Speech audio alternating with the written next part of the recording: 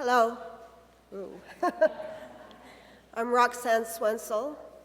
I'm from Santa Clara, Pueblo in northern New Mexico. I'm here, I'm honored to be here, and a little bit taken back by Dr. Frank's speech. Thank you for putting it all into context for this morning. Let's see, in 1989, I helped start a nonprofit called Flowering Tree Permaculture Institute. It was located at my house in Santa Clara, Pueblo, and the purpose of it was to implement sustainable systems according to permaculture. As the years went by, being that I am a Native American, I was interested in how my people sustain themselves throughout thousands and thousands of years in this climate. And part of that journey was saving seed of our ancestral crops. I've been a seed saver for over 30 years now. And along this journey, I was studying these plants and these seeds, and I realized something very profound. The thing that got to me was that the seed was adapted to the environment deeply. That that you can't just take something and put it someplace anywhere and have it be fine. That the context was important, and so important that even moving down the road changed the whole way that plant grew. Well, this got me thinking about a lot of these connections that are made through, just the seed saving aspect, but also how it is that a people thrive in a particular environment. And Pueblo people are lucky because we did not get relocated like most tribes in this country got relocated and taken out of their context into a whole new environment where the plants and foods and animals are all different. Native people were lucky in that we got to stay in our spot. So we had something to share that was unique.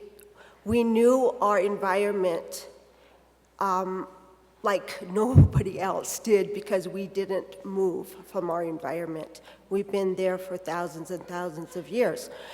So I heard this report once that caught me, and it said that it took 20 generations of a species to adapt to its environment. That meant that the shoe finally fit after 20 generations.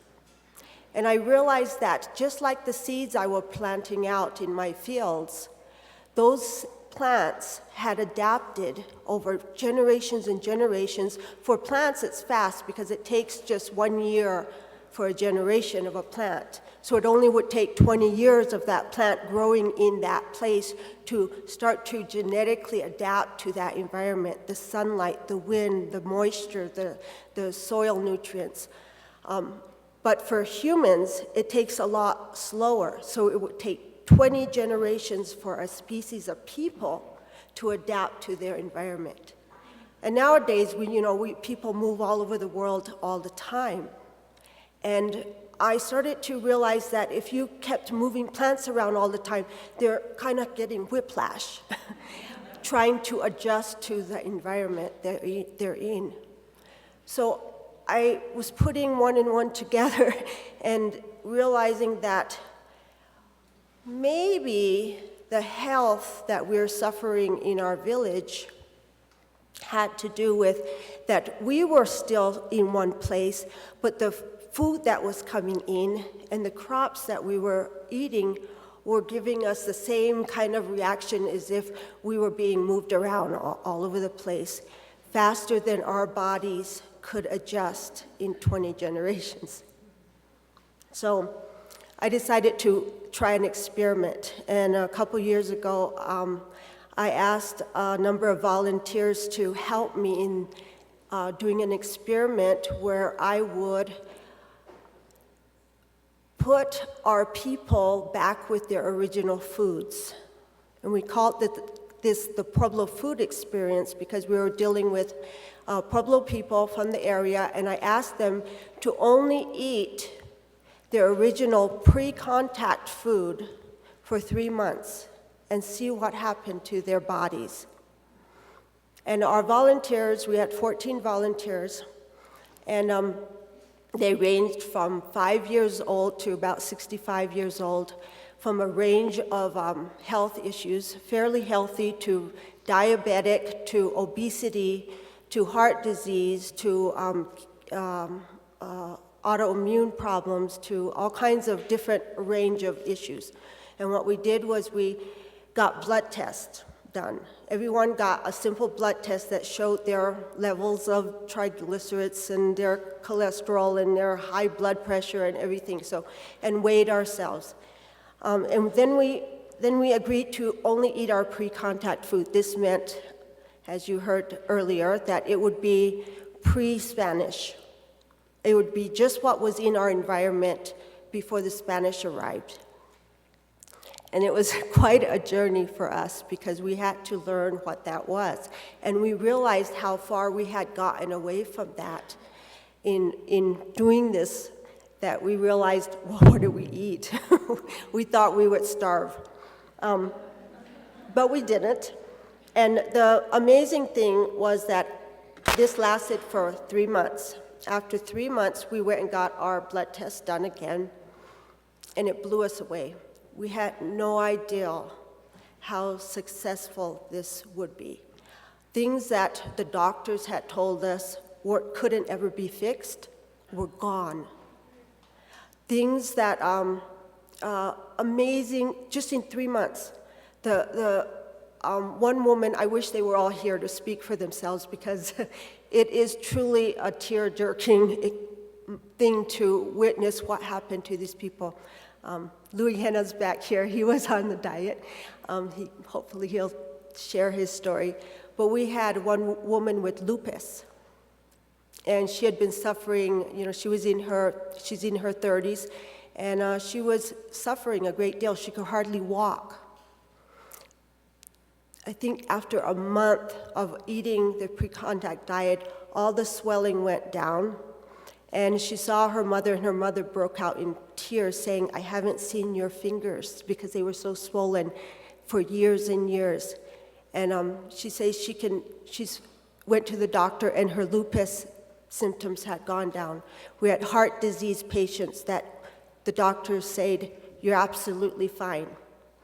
I had huge high cholesterol problems, and for years the doctors were trying to put me on different diets to help my cholesterol drop. And finally they just gave up and said, "You're just genetically high cholesterol. We can't do anything about it."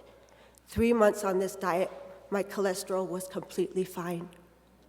So my experiment of saying that our original diets, because we were traditionally adapted to these foods in this climate, that we would thrive the best with that connection came true.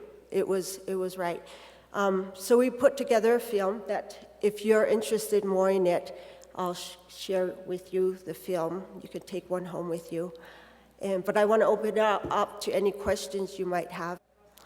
The process was talking to my son, who is a historian, who told us a lot about what was eaten at the time. And a lot of the things we just assumed were there were not. We had to learn a lot. And then talking to elders and talking to whoever we could that would help us find what those foods were.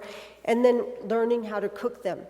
And at this point in time, a lot of the people that want to be on the diet go, "Well, what do we eat? What are the things we ate?" So, we set up like a picture book of food. Instead of just a list of food, it's like showing the pictures of what we ate, what was here that we ate, to help them.